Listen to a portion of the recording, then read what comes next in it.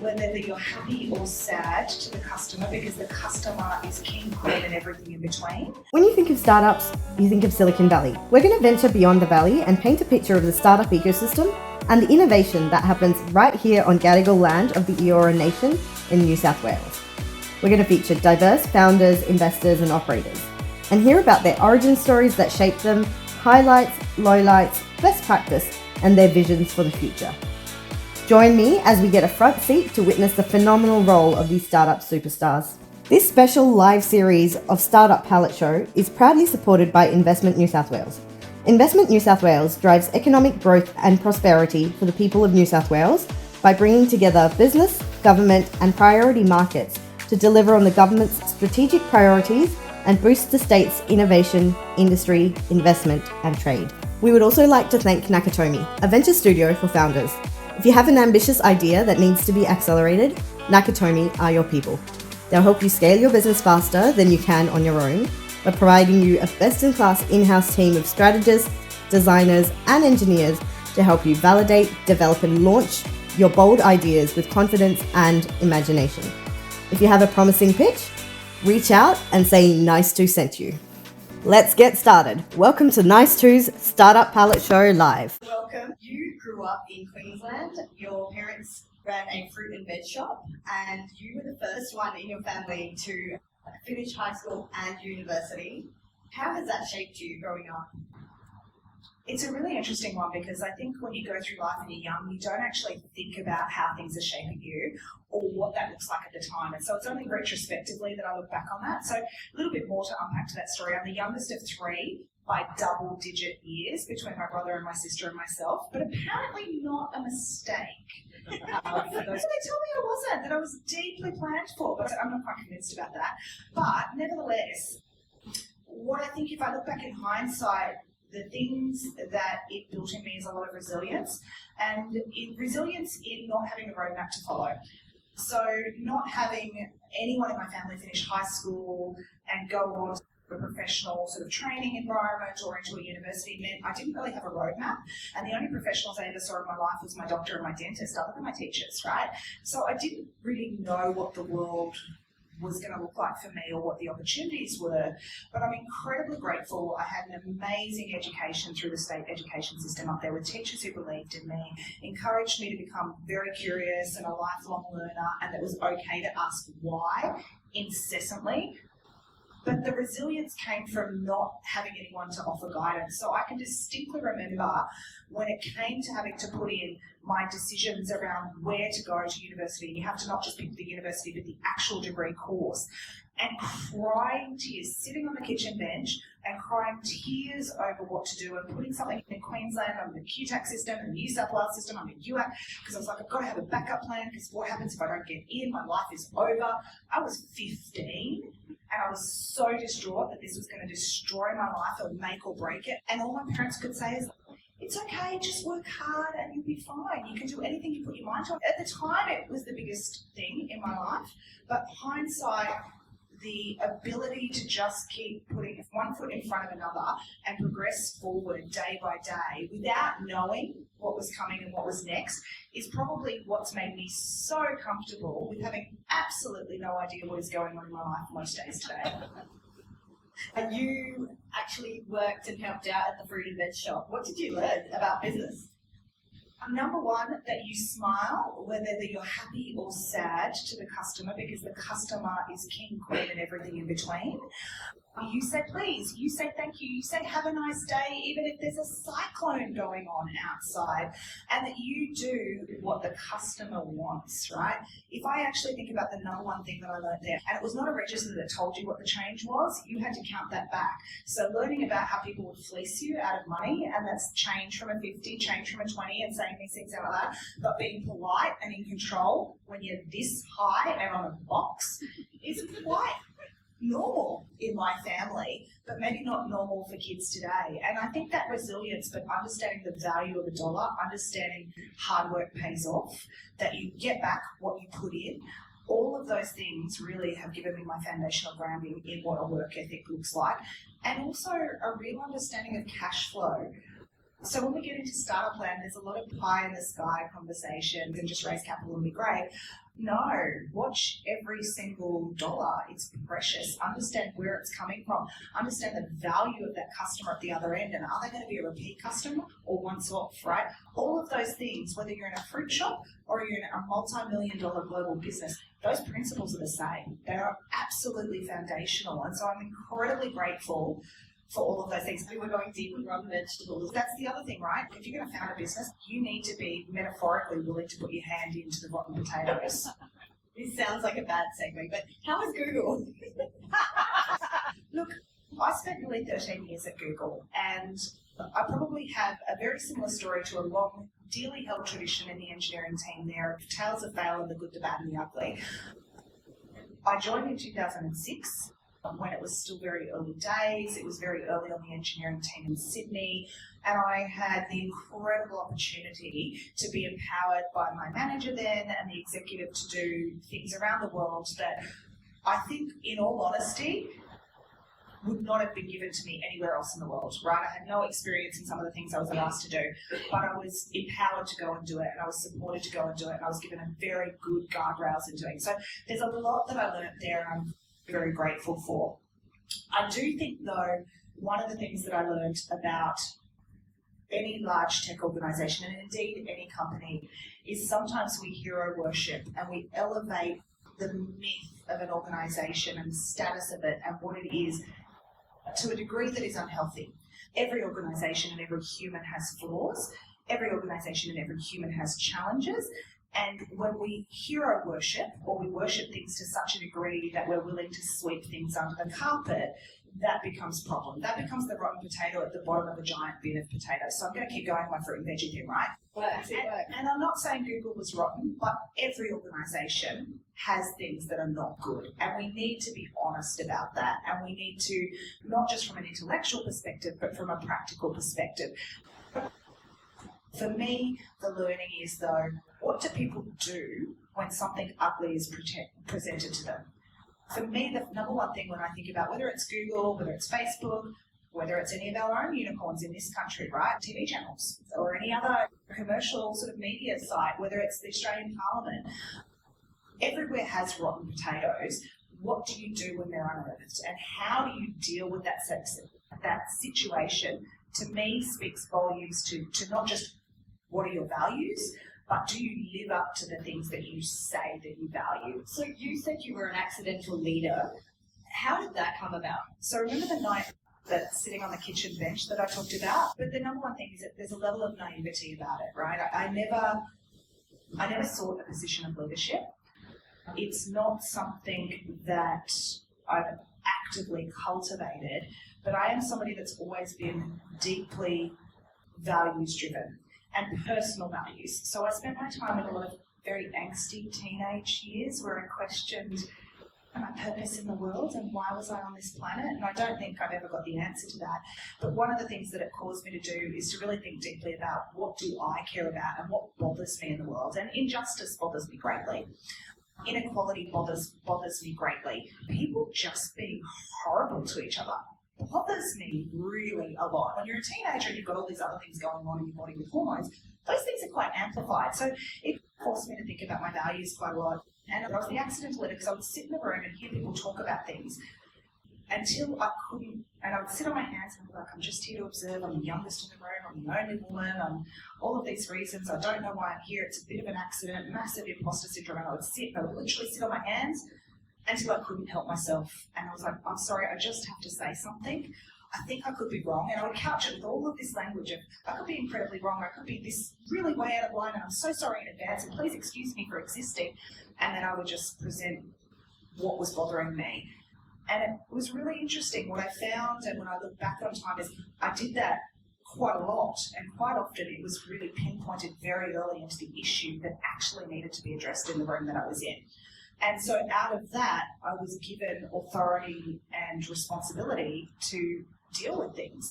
I may have been getting set up a little bit for failure, or because it was something murky and horrible and nobody else wanted to deal with it, and I just said, okay, thanks, and I did it. So it was very accidental, but I was very fortunate And this is to the credit of a couple of folks, many folks I worked with at Google at the time, but in particular one of my SVPs, Maggie Johnson, who said to me at the time, at one point where she said, you feel very uncomfortable about doing that, but you get to the heart of the issue before anybody else.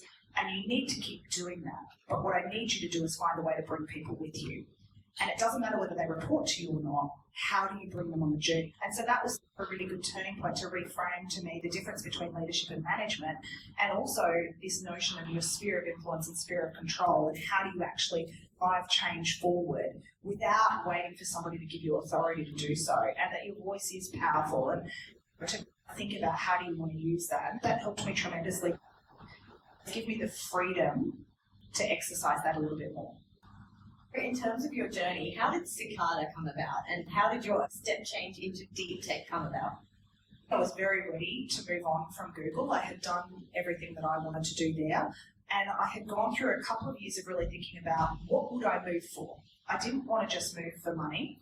I really didn't want to move for just another tech company. I am very passionate about certain things. Why isn't there a role for me where I can live up to those passions? Things that I fundamentally believe in is that the Australian economic base needs to change.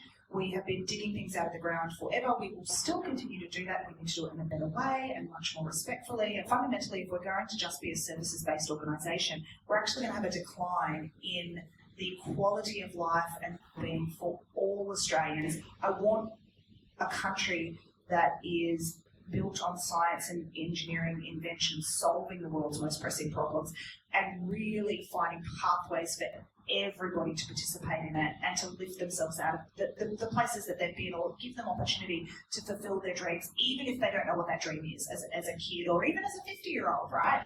Sometimes I still don't know what we want to do when we grow up. And so knowing that and wrestling with that way before the opportunity came on, I had worked out what was important to me in whatever my next role was. It was about contributing in a way that I thought would lift the nation and help with economic transformation. It needed to be an organisation where it could be values-led and where I could really lead the way I wanted to lead. So it had to be a role that was in the C-suite. I need freedom at best when I have autonomy and authority to just get things done and to lead without hindrance, so no bureaucracy. I didn't think I'd be very good inside the public sector. I also didn't want to go into another large company. And so I defined what I wanted and what I didn't. And when somebody approached me about Cicada, I was like, oh, let me give you a list of names. And I came up with a few and we talked about it. And they said, what about you? And then they said, go ponder it for 24 hours. I'll call you tomorrow at 3. And I went away and I didn't sleep. And I went, I don't think I'm ready, but I'm throwing my hat in the ring because it'll be a good learning experience. A huge part of your role is advocacy, and a mentor once told you about being a visible leader and how important that is. What part has that played in Cicada and moving forward deep tech innovation in Australia? I think there's a couple of aspects to unpick on being a visible leader. I don't think it's just about you being visible, right? I think it's about why do you want to be visible and what do you want to be visible for? And so for me, the place that I'm very good is actually going out and speaking. I can speak in a bipartisan way. I don't pick a side of politics. How I vote is my personal thing. How I need to get things done. Governments are going to change. I need policy certainty. I need industry to be going in the same direction. So I'm happy to go out and advocate and convince and convict people of coming together on the same team. And so thinking about your why and your communication and doing that was really important. The second thing, though, about being a visible leader for me is how do you want to show up in that? For me, it's incredibly important to be authentic. I walk around with a huge amount of imposter syndrome every day. I just choose to ignore it. And like that little voice, I'm like, just shush, right? Like at the end of the day, if I make a mistake, am I human enough to say sorry? Am I vulnerable enough to go, I got it wrong? Absolutely. So I'm not going to let that hold me back, but it's important to tell people when you're struggling, or to let people know that you're human, because I'm not superhuman in any way, shape or form. And I can give you a really live example. As I said to you tonight when I showed up, I've had a hell of a week, as probably quite a few people in this room have, right? I had an event on Monday night, which was fabulous. I was at Westmead for another event that I was speaking at yesterday. In between that, conveniently out of Westmead, my brother-in-law was in the emergency department, and I was dealing with the situation there, so I didn't get home till late last night. I had a board meeting today. Am I mentally drained? Absolutely. Am I tired? Absolutely. But I'm committed and I'm here and I want to show up. I'm not going to be perfect and I may be a bit all over the place with my words. I want to be authentic. Stuff happens in our life. How we show up, but you can still show up. You don't have to be perfect in how you show up. You just have to be you. And it gives people the breathing space to be themselves. And I'm really proud of the fact that my young people in Cicada, my employees, I had one of them sit down when I walked into the office yesterday. And she's like, can I just ask you a question that was around that similar vein? And I'm like, you are so different to me. You have a different personality, a different way of showing up, but it's brilliant. And I need you to show up as you. Don't try and be me. I can't be anybody else. My goodness, I've been an absolute failure. But that embracing that diversity of who people are, introverts, extroverts, loud, quiet, data-driven, all of that is something we need to embrace and own. Speaking about different experiences, perspectives, what are some of the startups that you're really excited about that you're incubating now at Cicada? This is going to be really hard because I'm going to get in trouble from whoever I leave out. But the first one that popped to my mind is a company called Contactile. So run by an incredible woman called Heather Chemist, and Heb's amazing. They do tactile sensing for robotics. So one of the fundamental things that's really difficult to do in robotics is give what we would call Goldilocks grip. So right now as a human, if I pick up an empty glass versus a full glass, or if you pass over that microphone, if you try and hold onto it, if I start to pull, you increase your grip and your pressure to hold onto it, right?